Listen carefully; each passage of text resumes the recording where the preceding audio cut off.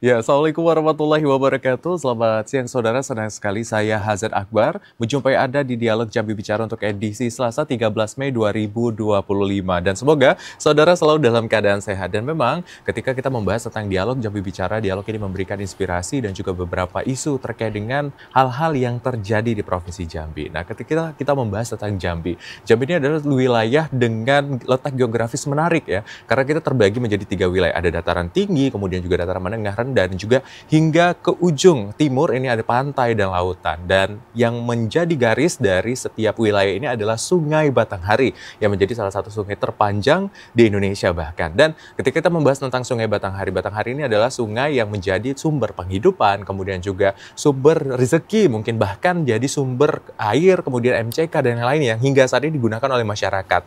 Tetapi bagaimana nih kondisi, situasi, dan juga apa saja yang perlu kita perhatikan sebagai masyarakat di Jambi yang harusnya berbangga nih dengan salah satu sungai yang paling bagus dan juga paling menarik di Indonesia, sehingga memang Batanghari, ketika dibilang Batanghari ini tahu nih dari Jambi seperti itu. Nah, untuk membahas tema kita pada hari ini, tema kita adalah Batanghari dulu, sekarang, dan yang akan datang. Nah, saya sudah ditemani dengan 3 narasumber. Ini saya senang sekali edisi hari ini kita kedatangan tamu yang selama ini mungkin hanya terdengar suaranya di layar kaca Anda, dan hari ini saya ditemani langsung dengan beliau. Ini ada Pak Yudi di Telanai. Halo Pak Yudi. Assalamualaikum warahmatullahi wabarakatuh. Waalaikumsalam warahmatullahi wabarakatuh ya. Jadi inilah sosok di balik penelpon setia kita ya, yang sering menghubungi kita, kemudian juga berbincang, memberikan pandangan, aspirasi dan lain-lain. Terima kasih Pak Yudi.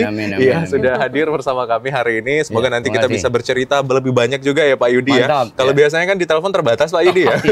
Hanya 60 detik. Hanya 60 detik ya. Jadi ini bisa ngobrol langsung sama Pak Yudi. Terima kasih Pak Yudi. Terima kasih. Dan menemani Pak Yudi, di samping Pak Yudi ini ada yang cantik banget hari ini. Ada Ibu Dr. Arsneli selaku Kabid dari PKL DLH Provinsi Jambi. PPKL. PPKL. Iya, DLH Provinsi Jambi. Halo Ibu. Ya, Sehat halo. Ibu? Sehat, alhamdulillah. Ya, baik. Terima kasih sudah diajak ke sini Baik. diskusi. Baik Ibu, terima kasih juga sudah berkenan menerima undangan kami, dan nanti mungkin kita melihat bagaimana sebenarnya perspektif yang salah satu dari pemerintah seperti itu ya Bu, untuk menjaga Sungai Batanghari ini.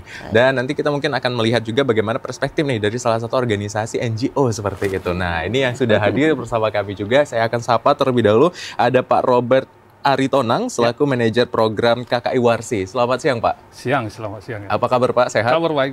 Iya, baik. Nanti ini kita akan melihat sebenarnya Warsi melihat Sungai Batanghari ini sebagai potensi yang mungkin bisa dikembangkan lebih lanjut juga ya Pak ya. Karena salah satu yang bisa membantu kemudian juga menjaga alam adalah ketersediaan sumber air sebenarnya Pak. Betul salah satunya. sekali. Nah, untuk saudara serta pemirsa yang ingin bergabung dan juga berbincang bersama kami dan mungkin ingin langsung ngobrol tiga narasumber kita pada siang hari ini, diskusi ataupun hal lainnya, langsung saja di 0741 66385 atau di 0811 743 3133. Nah, kita ingin melihat dulu sebenarnya ketika kita membahas tentang tema kita hari ini adalah Batanghari dulu, sekarang, dan yang akan datang seperti itu. Mungkin kita flashback dulu ya, dan kita ingin mendengar sebenarnya seperti apa nih gambaran dari warga dulu ya Pak ya Yudi ya. Ya, Ini Pak Yudi kan mewakili masyarakat Jambi ya Pak. Ya. Sebenarnya kalau kita membahas tentang sejarah, kemudian juga berdasarkan pengalaman Pak Yudi deh, seperti apa dulu Sungai Batanghari Pak? Baik.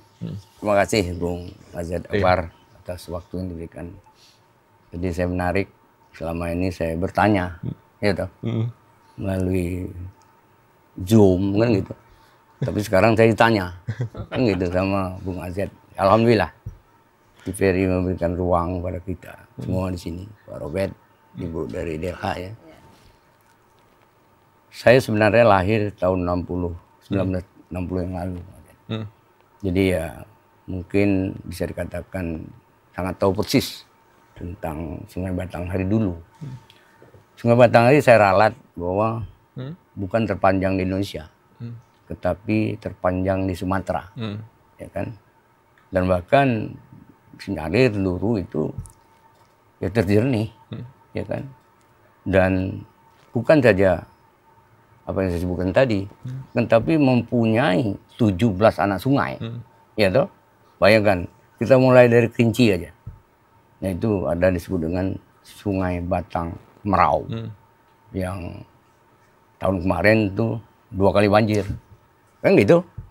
Jadi nggak bisa kita pungkiri. Dan 17 itu ya macam-macam, Sungai Batang Tebo, Batang Bungo, Batang Merangin dan sebagainya.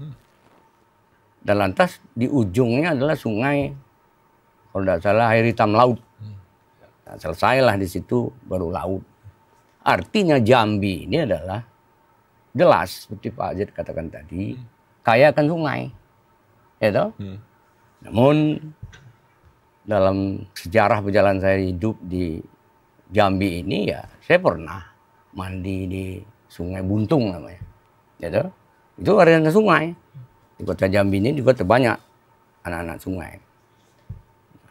Sampai akhir ini adalah sehingga Jambi ini memang dikelilingi oleh sungai.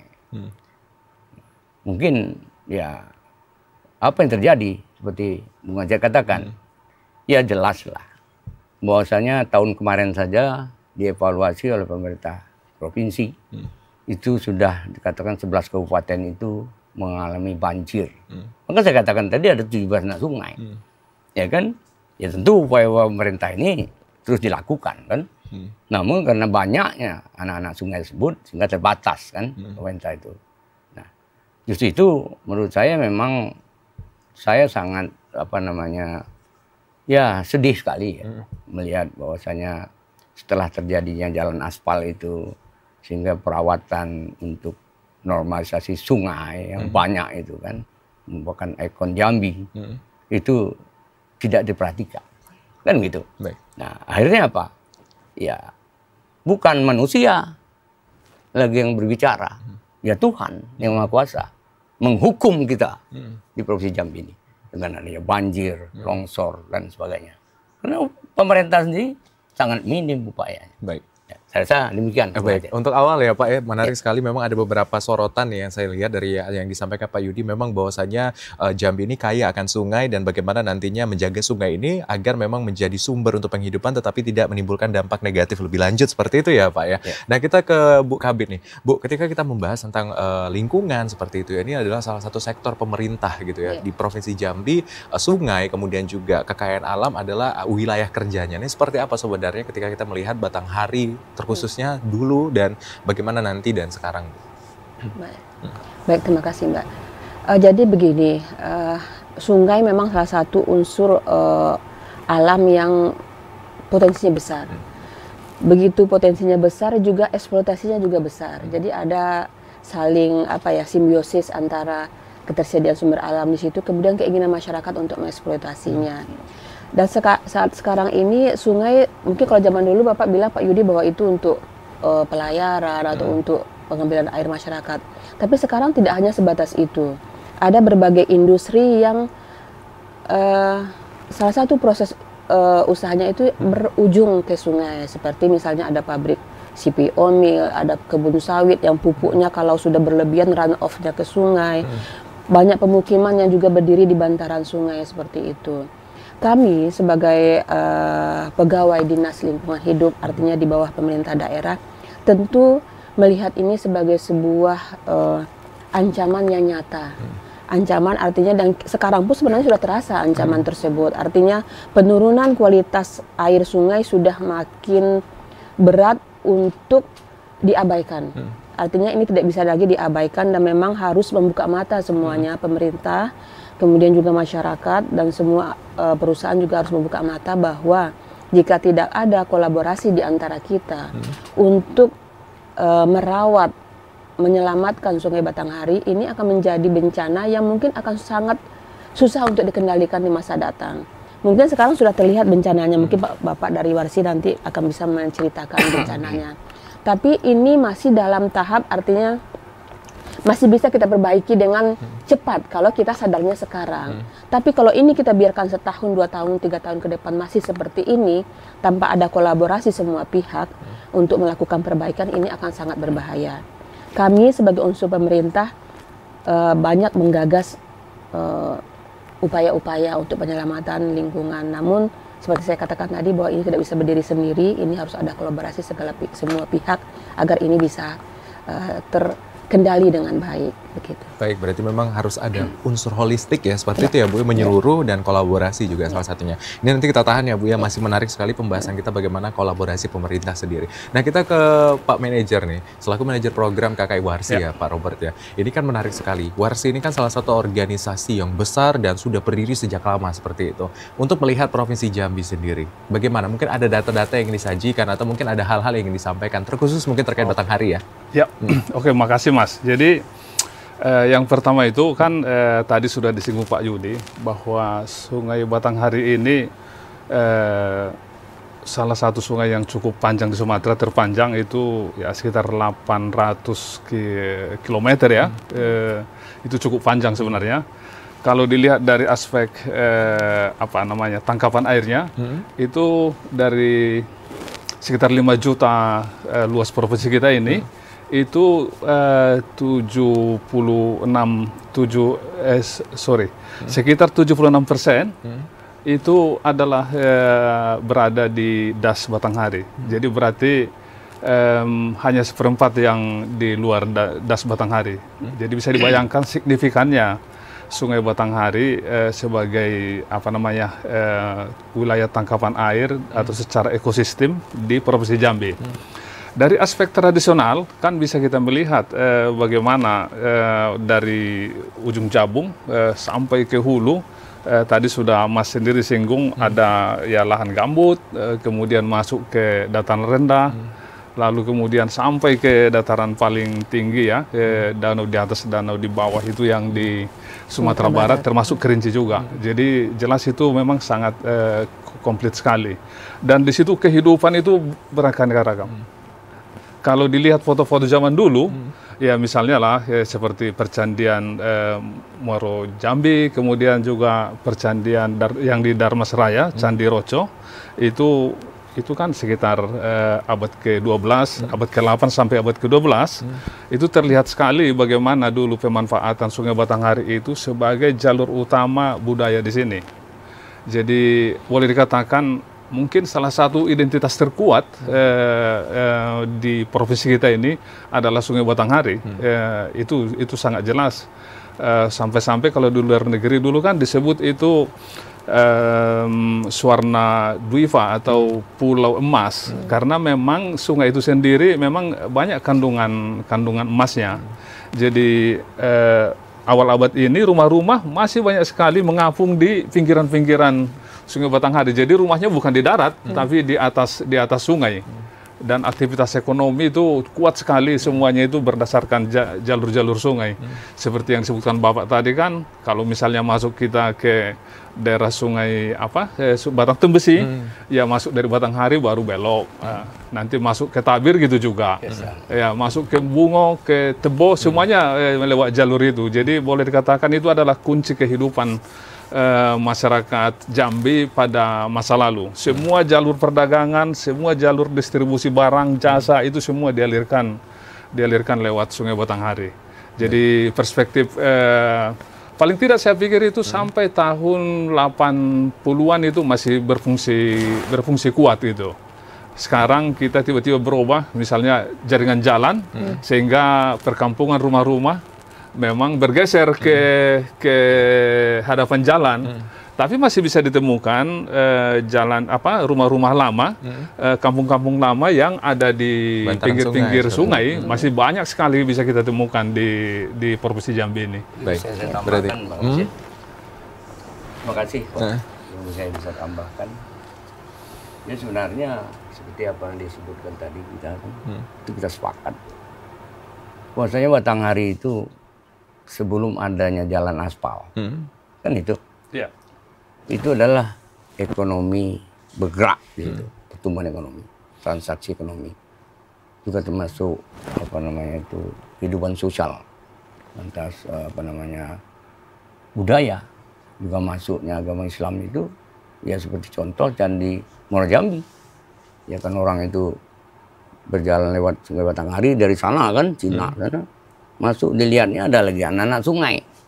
Di sinilah tepat untuk mendirikan candi, tempat peribadatan. Kan gitu. Begitu luar biasa pengajian. Nah, sementara ya artinya catatan yang ada pada saya, bahwasanya sangat minim. Setelah jalan aspal itu jadi untuk merawatnya, sehingga apa yang terjadi? Sedimentasi, pendangkalan di sungai yang terpanjang kata Bung Ajit tadi di Sumatera. Nah, anak-anak sungainya begitu dengan cuaca yang sudah cukup ekstrim, sehingga apa yang terjadi? Tidak-tidaknya banjir. Nah, ada lagi yang lebih menyedihkan menurut saya, kecolongan pemerintah sini. Banyak tumbuh-tumbuh masyarakat itu di daerah aliran sungai, di bibir sungai. Mereka mendirikan rumah. Sampai saat ini tidak terbendung lagi di 11 kabupaten kota. Di yang saya sebutkan Sungai Batang sampai ke itu. Berdiri rumah ilegal itu. Apa yang terjadi? BPBD membantu. Kan begitu pemerintah. Nah, membantu orang ilegal. Bagaimana itu? Maka relokasi semakin lama semakin berat. Nah, sementara berdasarkan aturan lingkungan hidup, ya mungkin Warsi sudah menguasai juga. Pemerintah sudah menguasai kan. Artinya buffer zone 1 sampai 2 kilo. Ini bibir. 1 sampai 2 kilo sana. Baru ada pemukiman. Ini tidak di bibir itu sendiri. Yang sangat miris hasil penelitian saya. Orang BPBD di Kerinci itu tinggal di bantaran sungai. Ini apa yang terjadi? Jadi memang ada realistis ya, realitanya adalah gap yang muncul seperti itu ya, realita yang harusnya dilakukan kemudian gap yang hadir seperti itu. Nah, memang ketika kita membahas tentang tadi dari Pak Robert juga selaku dari KKI Warsi seperti itu melihat dan menceritakan memang begitu luar biasa dan juga dari DLH ada aspek-aspek yang mungkin disoroti seperti itu. Nah, kita mungkin ke DLH terlebih dahulu. Ini kan tadi disampaikan oleh Pak Yudi, kemudian juga perspektif dari KKI Warsi memang begitu luar biasa Sungai Batanghari yang mungkin apa ya kalau kita menarik dari sejarah gitu, tidak hanya dikenal hari ini, tapi bahkan dari masa lalu udah kenal seperti itu. Nah, ini sebenarnya pengaturan kebijakan terkait dengan bagaimana harusnya masyarakat tinggal di bantaran sungai dan seperti apa harusnya. Baik, jadi begini, mungkin kita ambil dari pengalaman masa lalu atau histori yang lalu itu dan kaitannya dengan sekarang. Yang pertama yang kami cermati, ada beberapa isu besar. Yang pertama mungkin tadi ada perumahan di bantaran sungai dan itu sudah lama dan kini masih ada. Dan itu isunya di sini adalah pembuangan sampah oleh masyarakat pinggir sungai yang tinggal di pinggir sungai ke sungai, itu isu pertama. Kemudian yang kedua tadi pertambangan emas sudah disinggung ada. Sekarang isunya muncul karena pertambangan emas itu adalah kekeruhan. Kekeruhan dan itu juga nyata. Kemudian mungkin yang agak baru adalah banyaknya perkebunan sawit atau perkebunan apa yang sampai ke bibir sungai. Isunya adalah run off pupuk. Artinya Sungai Batanghari kemudian dicemari oleh residu pupuk yang berlebihan. Jadi ada tiga isu besar ini yang saat ini dihadapi oleh kita semua terkait dengan Sungai Batanghari. Lalu bagaimana dengan kebijakan pemerintah? Benar, saya mendukung Bapak bahwa sebenarnya secara tata ruang ada aturan yang tegas yang mengatakan bahwa di bibir sungai, di bantaran sungai, kalau untuk sungai besar 100 meter kiri kanannya itu tidak boleh ada pemukiman, tidak ada boleh bangunan permanen seperti itu. Dan itu juga ternyata tidak bisa ditegakkan oleh pemerintah kabupaten kota yang memiliki wilayah tersebut. Kemudian yang kedua, isu pertambangan. Kita tahu pertambangan emas di Jambi ini semuanya adalah ilegal. Belum ada pertambangan emas itu yang menjadi wilayah pertambangan rakyat, belum ada. Jadi artinya semuanya kita kategorikan ilegal. Kemudian perkebunan sawit misalnya. Perkebunan sawit ketika dia mengurus izin dokumen lingkungannya, itu sudah ada komitmen. Sebenarnya mereka nggak boleh sampai ke bibir sungai menanam. Masalahnya pertama ada dua pertanyaan kami memang. Itu mungkin adalah perkebunan milik perorangan, private, yang artinya memang tidak dikenai oleh izin dokumen. Tapi kalau itu adalah perusahaan yang memiliki izin dokumen lingkungan, itu bisa ditindak. Artinya mereka sudah melanggar dokumen mereka sendiri. Tapi yang masyarakat ini memang yang belum bisa kita artinya pemerintah ya, bukan kita di LH ya, artinya pemerintah semuanya belum bisa ditertibkan. Maka menurut saya dari semua yang saya katakan tadi memang ya kolaborasi lagi. Melihatnya secara holistik. Tidak item per item, tidak kasus per kasus, tapi semuanya. Artinya itu penertiban tata ruang itu perlu diperhatikan, penertiban pertambangan itu perlu diperhatikan, penertiban perumahan di pinggir sungai itu perlu diperhatikan.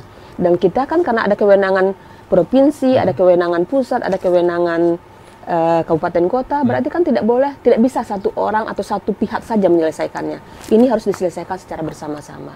Itu menurut saya. Baik. Memang ada aspek-aspek yang tadi disampaikan dan akhirnya memang potensi-potensi ini bisa dimitigasi sesegera mungkin seperti itu ya Bu. Dan mungkin ini akan menjadi pembahasan kita lebih dalam di segmen berikutnya. Pak Robert, tahan dulu ya, dan Pak Yudi dan juga Bu Kabit ya. Ini menarik sekali, nanti kita akan bahas lagi Saudara lebih lanjut bagaimana sebenarnya situasi terkini karena realitas yang mungkin dulu terjadi dan gap yang terjadi saat ini adalah isu yang harus kita tangani segera. Usai jeda kami akan kembali tetap di Dialog Jambi Bicara.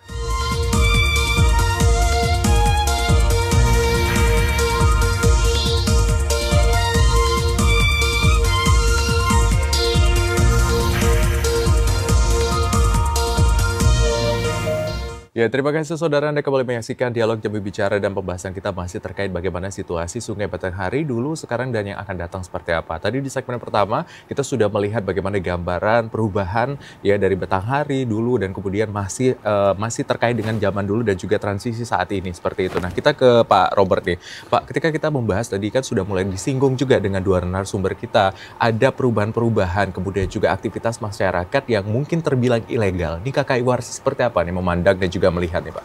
Oke, baik. Sebenarnya kalau kita lihat ya di masyarakat kita ya, secara global saja, yang pertama itu penghidupannya itu adalah sektor pertanian berupa sawah, ladang atau perkebunan. Itulah zaman dari dulu. Lalu mereka mengambil ikan di sungai. Selalu begitu dari dulu. Itu sekarang berubah total. Kami punya contoh di lapangan, misalnya yang di hulu, sebutlah Sungai Kibul ya, Batang Kibul itu anak Sungai Tabir. Itu semua sawah yang ada di pinggir sungai itu porak-poranda, hampir tidak ditemukan sawah. Bahkan ada sungai yang bisa dipindah-pindah, bayangin. Itu sungai bisa dipindah. Jadi dengan eskavator, karena dianggap lebih banyak emasnya di sini, pindah dulu sungainya, lalu ditambang, dihabisin itu, nah, nanti sungainya dipindah lagi entah kemana. Itu. Jadi mulai dari sawah, durian, entah apa lagi yang ada di situ, itu semua habis di porak-poranda. Dan itu itu hanya salah satu contoh, tapi hampir semua misalnya yang di Batang Bungo hulunya, termasuk juga yang di Batang Sungai Merangin, semuanya begitu di hulu-hulu sana. Jadi semuanya sudah porak-poranda. Pertanyaannya tentu bagaimana mereka melanjutkan kehidupan kan gitu ya? Sawah sudah habis, ladangnya juga sudah sangat terancam karena di sisi lain setelah sungainya itu, di sampingnya itu kan itu biasanya hutan. Itu PT Jebus Maju, PT RKI, PT banyak perusahaan yang jelas ya Pak. Pokoknya itu semua dikonversi. Sudah dikonversi jadi perkebunan sawit. Ada juga seperti HTI ya, ditanam macam-macam. Umumnya ada karet, tapi ada juga seperti akasia. Jadi setelah itu dikonversi, masyarakatnya mau dari mana hidup? Itulah pertanyaan yang sangat sulit sekarang ini. Karena saat mereka sudah habis itu sumber penghidupan yang tadinya itu, mereka melanjutkan kehidupan kemana? Memang sawahnya itu dikasih ganti rugi, adalah uang dikasih. Tapi kan kita tahu kalau sudah dikasih uang ya dibelikan dengan cepat barang-barang, sepeda motor, bangun rumah, ini itu. Habis uang, hilang habitat. Untuk sumber makan lagi tidak ada. Makanya sekarang ini jadi sering kita lihat banyak sekali masalah di desa-desa, di hulu-hulu sungai. Banyak sekali problem gitu. Mulai dari ikutlah nambang, jadi anak buah terikat utang. Ikutlah nambang, nanti tiba-tiba longsor meninggal di dalam. Itu kasus itu udah berapa kali terulang. Terus belum lagi kebakaran, macam-macam. Yang kena banjir bandang itu hampir setiap tahun ada di Hulu Tabir, di Hulu Bungo, itu selalu langganan. Dan itu disapu satu kampung, habis disapu. Jadi keadaannya memang sudah sangat berubah, keadaannya semakin sulit, kondisi ekosistemnya semakin rapuh gitu. Baik, berarti memang dampak dari kerusakan lingkungan, kemudian ketika kita tidak menjaga lingkungan dengan baik, maka isu-isu yang muncul pun juga akan berbasis isu sosial, bahkan juga berbasis tadi yang sudah diceritakan juga dari Kakak Warsi seperti itu ya, Pak Robert ya. Baik, nah kita ke Pak Yudi nih. Pak Yudi, mungkin ketika tadi Pak Yudi sempat bercerita situasi dan kondisi, ini kan air adalah sumber penghidupan. Nah, seperti apa sebenarnya warga atau masyarakat saat ini ya kita bergantungnya dengan Batanghari seperti itu ya, Pak? Baik, Bung Azet, terima kasih. Pak Robert, Ibu dari Delha. Ya, saya sebenarnya basic saya itu masuk tahun 88 di PDAM. Broni. Ya, satu persis dengan kualitas air kita. Kita kan ceritanya sekarang. Kalau dulu kita ceritanya, itu saksi hidup Bapak almarhum Abdurrahman Soiti. Itu mantan gubernur kita. Waktu dia kecil, saya umur 15 tahun. Waktu dia kecil, waktu dia gubernur, itu umur saya 15 tahun. Dia cerita di rakyat Jambi. Ini pelaku sejarah. Bahwasanya pada saat dia kecil umur 15 tahun itu, disuruh ibunya ke Batanghari. Itu tinggal seberang, orang seberang asli. Suruh ngambil ikan. Bukan ditangkul, gitu. Bukan dijala. Tapi ditombak dengan serampang. Karena airnya jernih. Sama tiruk. Ya, cukup 5 pulang. Itu pelaku. Ya, pertanyaannya kenapa keruh? Ya, itu tadi Bu katakan ada peti. Ya kan? Ada illegal mining, illegal drilling, ya kan? Macam-macam. Ya kan? Nah, ini kan problem solving. Nah, sekarang persoalan PDAM. Ya toh?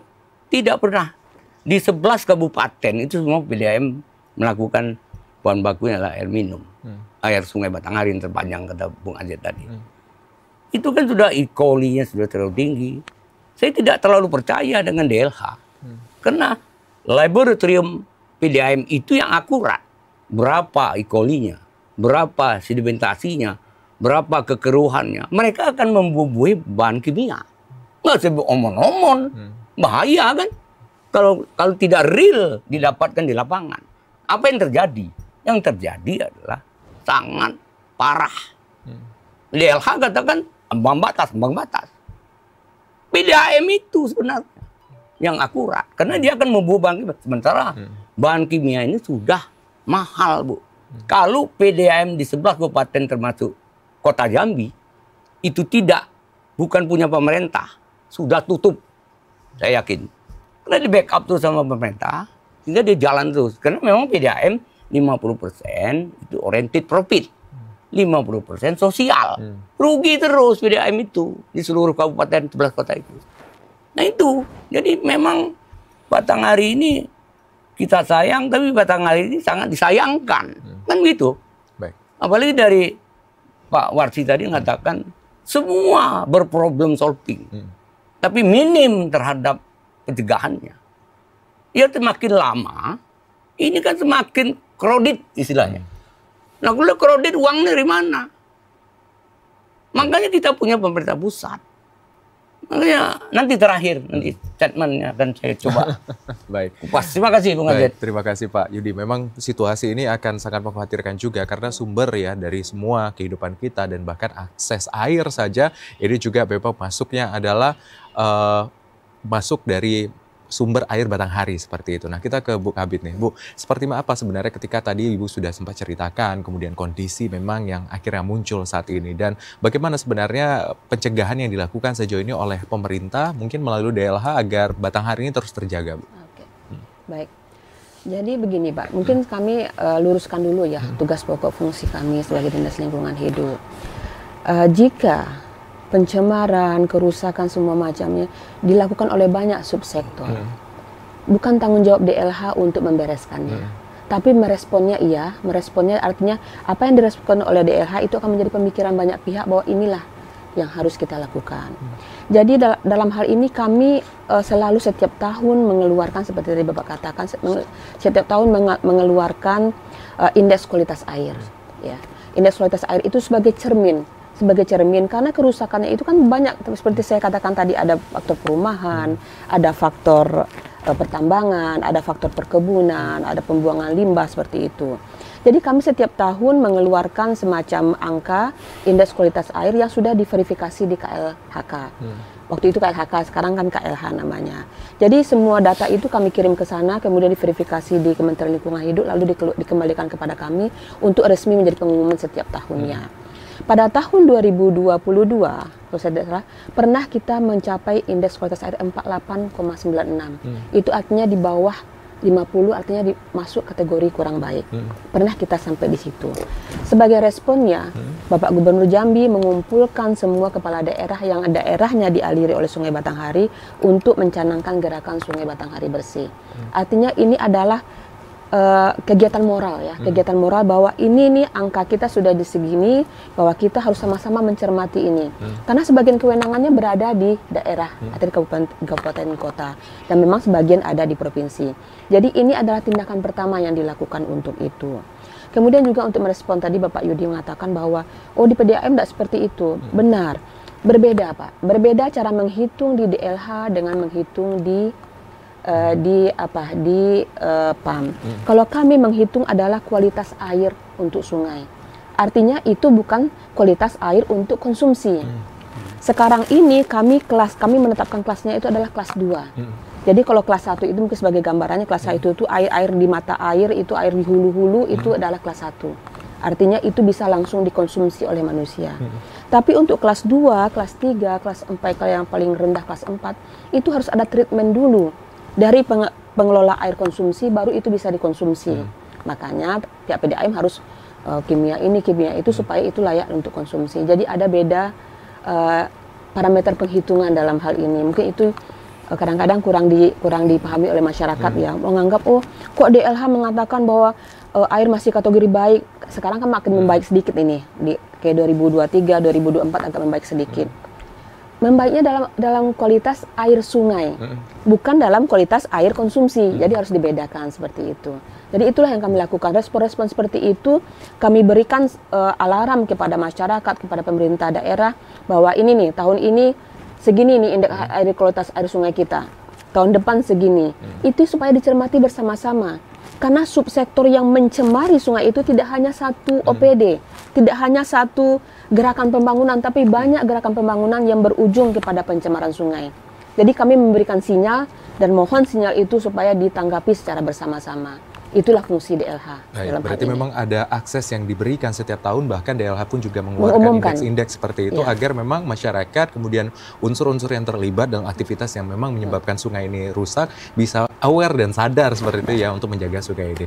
Pak Robert, Pak Yudi dan juga Bu Kabid, kita tahan dulu. Kita akan jeda. Ini masih menarik sekali pembahasan kita. Memang begitu banyak situasi yang akhirnya mempengaruhi bagaimana indeks dari air Sungai Batanghari yang mungkin salah satunya menjadi akses utama sumber penghidupan bagi masyarakat. Tapi memang program ini yang akhirnya nanti akan membantu masyarakat dan juga meregulasi kembali nih dampak-dampak yang mungkin muncul. Usai jeda kita masih akan kembali dan membahas tentang bagaimana langkah strategis untuk selanjutnya. Tetap di Jambi Bicara.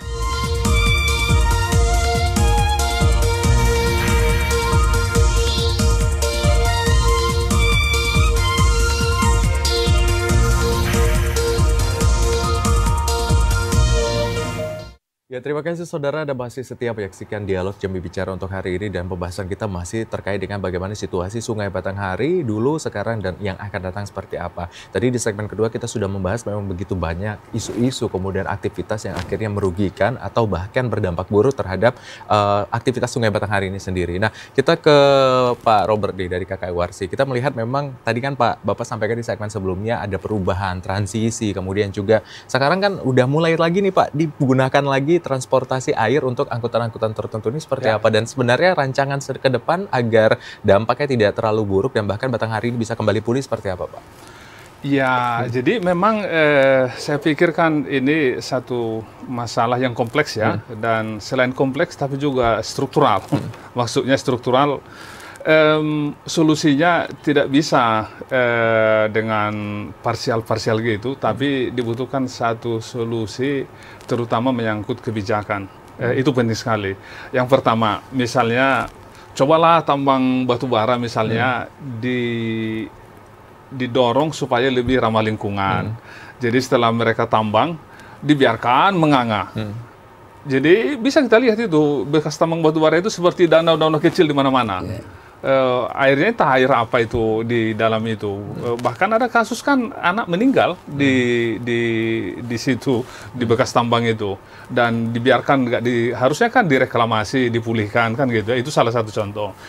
Itu untuk tambang batu bara. Yang kedua misalnya transportasinya. Kita sudah merasakan beberapa tahun sebelumnya itu bagaimana masalah sosial yang ditimbulkan oleh angkutan batu bara.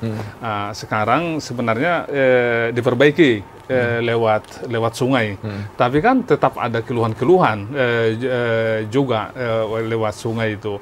Tapi saya pikir itu disitulah dibutuhkan kebijaksanaan pemerintah bagaimana mengelola dan transportasi yang paling minim risikonya.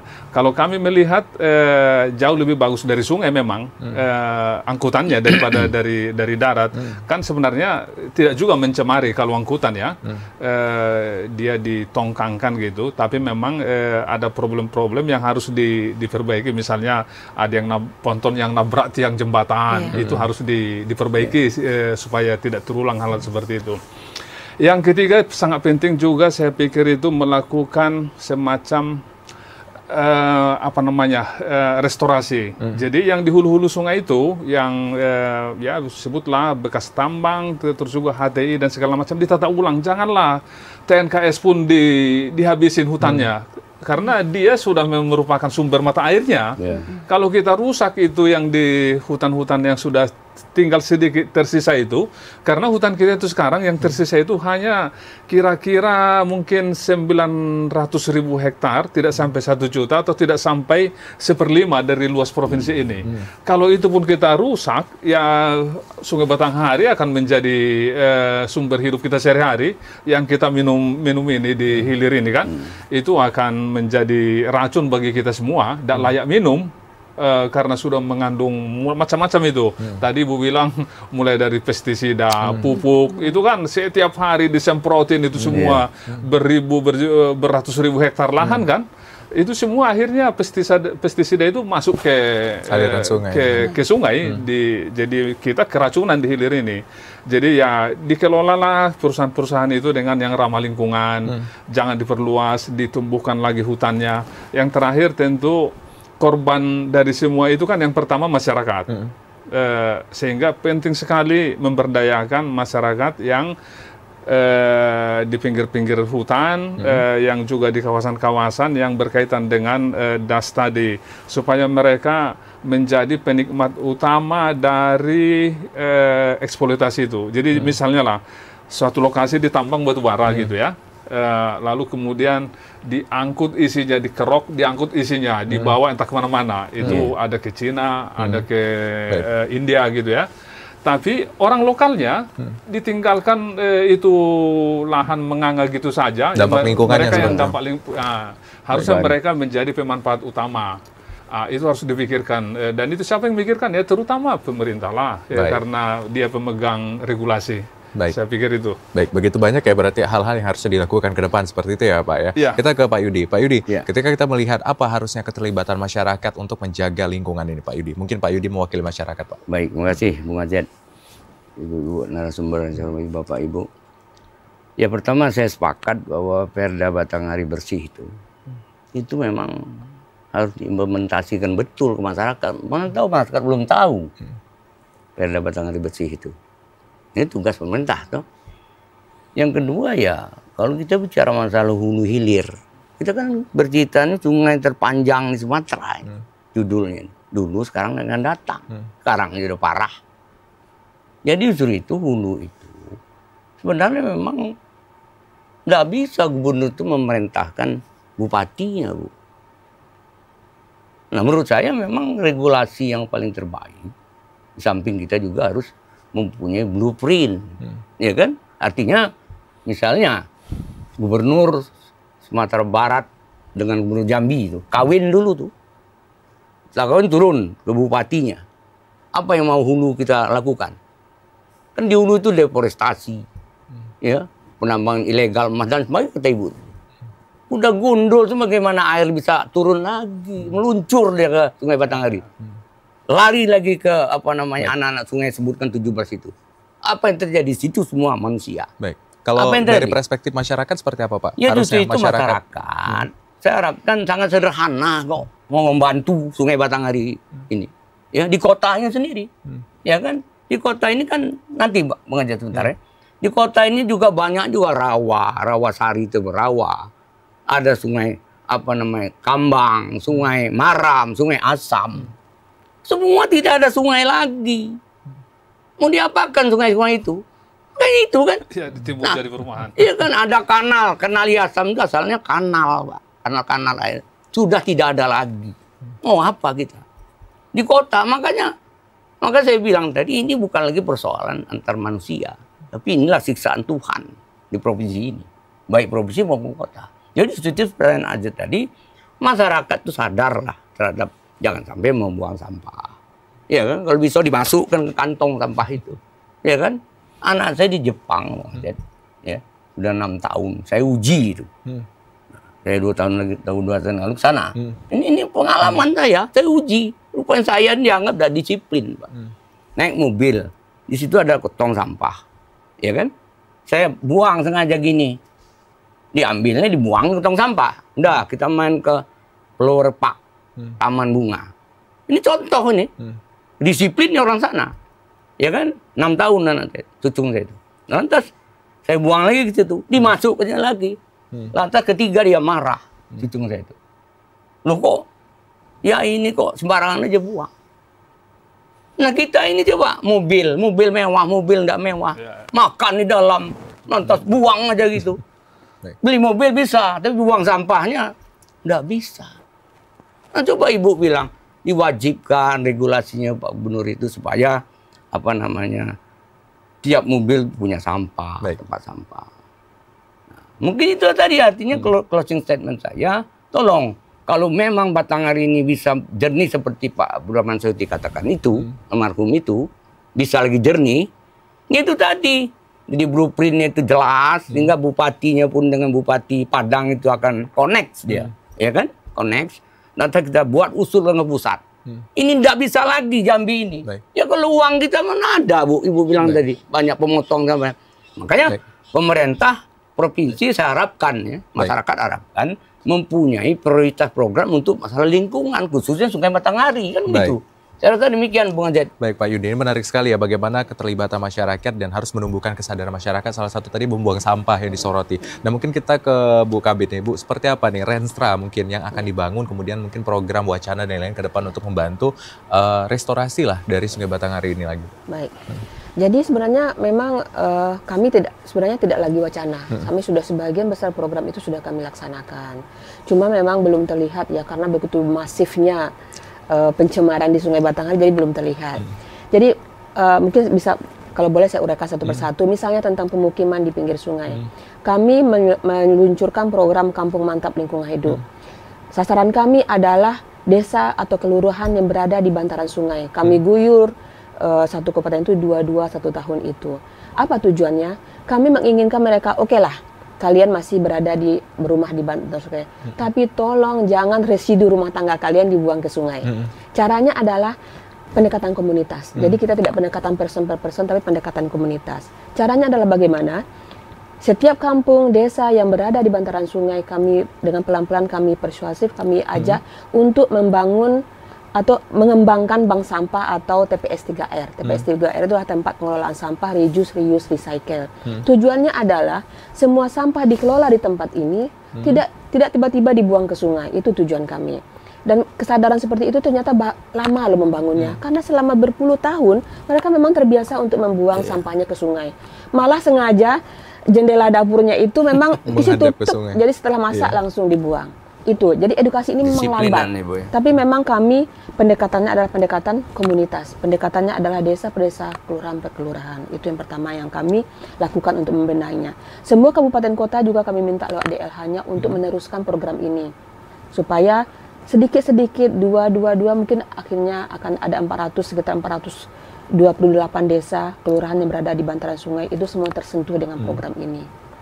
Itu. Ini saya potong sedikit Bu Ajat, ini penting. Ya, sebentar Pak ya. Karena berdasarkan silakan. Ya, sebentar. Kemudian yang kedua tentang PETI pertambangan.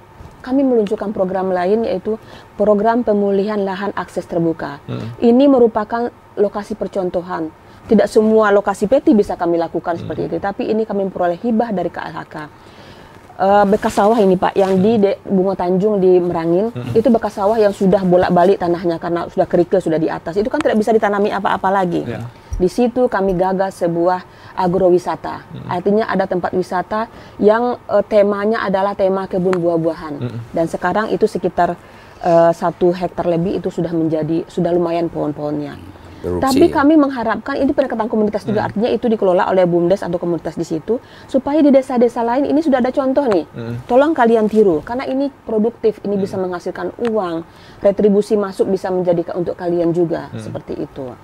Kemudian ada dana BioCF, Biocarbon Fund. Itu juga adalah untuk memperbaiki lahan kritis.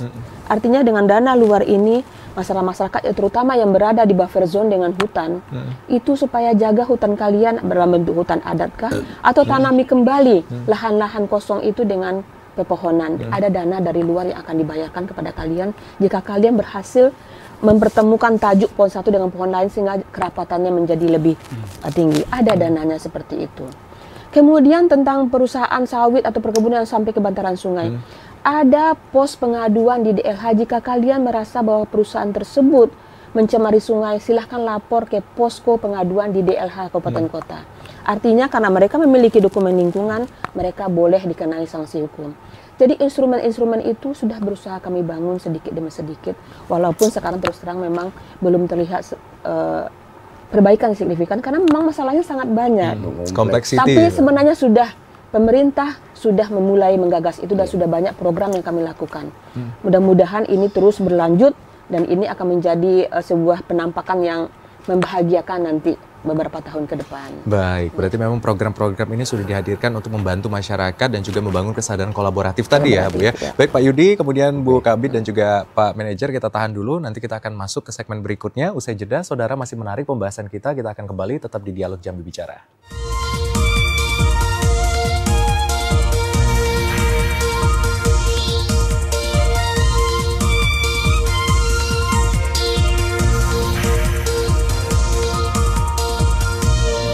Ya, terima kasih saudara, Anda kembali menyaksikan Dialog Jambi Bicara dan tidak terasa nih pembahasan kita yang begitu menarik. Memang mungkin 1 jam ini tidak cukup, tapi berharapnya akan ada pembahasan-pembahasan lebih lanjut terkait dengan isu-isu ini. Dan kita akan mendengarkan closing statement nih dari 3 narasumber kita terkait dengan tema dan juga isu yang kita bahas hari ini. Kita ke Pak Manajer dulu, boleh Pak? Silakan Pak, mewakili KKI Warsi, apa yang ingin disampaikan kepada masyarakat ataupun penonton di rumah? Ya, saya pikir yang pertama itu penting sekali kita menyadari bahwa tubuh kita ini itu kan 70% itu air ya. Air, ya. Dan berarti hidup kita itu memang signifikan sekali dari air. Dan Sungai Batanghari harus kita jaga, kita bersihkan supaya salah satu sumber hidup kita di provinsi ini benar-benar menjadi bisa berkelanjutan dimanfaatkan oleh anak cucu kita. Itu saya pikir dari kami. Baik, terima kasih banyak Pak Robert. Dan selanjutnya Bu Kabid. Ya, baik. Jadi mungkin kita sama-sama harus menyadari dulu ya visi kita tentang Batanghari ke depannya. Dari banyak percakapan saya dengan beberapa orang itu adalah bahwa visinya adalah Batanghari menjadi tempat wisata, Batanghari menjadi sumber air yang berkelanjutan, kemudian Batanghari menjadi akses pelayaran atau akses transportasi. Untuk itu berarti penyadaran harus lebih ditingkatkan lagi. Semua pihak harus berkolaborasi untuk meningkatkan kesadaran itu tentang visi masa depan kita terhadap Sungai Batanghari. Dan jangan dilupakan bahwa ada anak-anak muda yang juga kita harus didik dari awal. Dari anak-anak SMA, SMP juga kita harus ingatkan bahwa Sungai Batanghari ini dan visi kita itu. Jadi sama-samalah kita membangun kesadaran ini. Apakah generasi sekarang, generasi yang masih muda, sama-sama kita bangun kesadaran tersebut. Baik, terima kasih banyak Bu Kabid. Boleh Pak Yudi singkat saja apa yang disampaikan kepada masyarakat? Terakhir 60 detik ya. Baik, terima kasih Bung Azed. Ya, alhamdulillah kita telah berakhir. Batanghari tetap keruh. Itu kan dulu, sekarang dan akan datang. Ini adalah satu PR bagi kita semua. Bung Azed juga, ya kan? Siapapun. Dia ada kita tergantung oleh pemerintah, dan itu hak bagi semua. Seperti Bang Ulwe katakan, hajat hidup orang banyak, bertanggung jawab kita sini. Yang kedua, kemarin ada Perwal 6 2005 pembentukan RT Baik. Ini kan seorang pimpinan terbawah. Makanya Ibu sebutkan tadi, tolong gotong royong, kebersihan sampah, Baik. buang sampah tempatnya. Dan terakhir secara holistik, kalau kita memang mau cepat gitu, uangnya bisa datang dari pusat, tolong gubernur dengan gubernur kan, bupati dan bupati, Baik. lantas dibuat blueprintnya, ajukan ke pusat persentase, Baik. lantas duit meluncur ke Jambi kan, apa yang terjadi? Kita benahi dulu yang gundul itu. Baik. Saya rasa demikian Bung Ajat, terima Baik. kasih. Terima kasih juga Pak Yudi di Assalamualaikum warahmatullahi Telanai. Waalaikumsalam wabarakatuh. warahmatullahi wabarakatuh. Terima kasih Pak Yudi sudah hadir pada hari ini, sudah berkenan, dan juga Bu Kabit. Terima kasih Bu Kabit sudah hadir pada hari ini, dan juga perwakilan dari Kakek Warsi, Pak Sama-sama. Robert sudah hadir hari ini, dan perbincangan kita begitu menarik. Dan memang pada dasarnya yang perlu kita garisi bersama adalah Sungai Batanghari ini adalah milik bersama. Maka program dan kolaborasi pun harus dilakukan untuk memperbaiki Sungai Batanghari hingga kualitas ini terus terjaga hingga di masa yang akan datang. Saya Zed Akbar, wakil kerabat kerja yang bertugas, pamit undur diri. Wassalamualaikum warahmatullahi wabarakatuh, dan sampai jumpa.